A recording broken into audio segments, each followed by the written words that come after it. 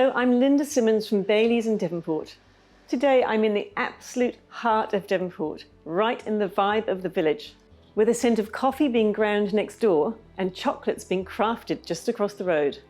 Simply put, this property gives you three things in one. It's a beautiful Devonport villa, which houses an architect-designed townhouse peacefully located at the rear, and has a separated boutique office premises at the street front. Who better to tell you more about this property than Phil, who created this absolutely unique offering? About 15 years ago, one morning, I came down to buy my coffee in the village. There was a little picket fence and the front of the property was very original. My first impressions were that it would make a great location to support my business, which was beginning to grow. The first renovation was to establish the office area. It had a nice boutique, original feel to it that was very appealing, and the high lofty ceilings, when we opened them up, made a great environment. I did a second renovation a couple of years later to much enhance the home environment, which I wasn't originally convinced would be where I wanted to stay. But it's now 15 years later and I've loved living here. My objective was to create a light and airy, spacious feeling urban living, but so much bigger an area than you tend to find in the village. One of the things that I was attracted to right from the get-go was how much space there was to work with.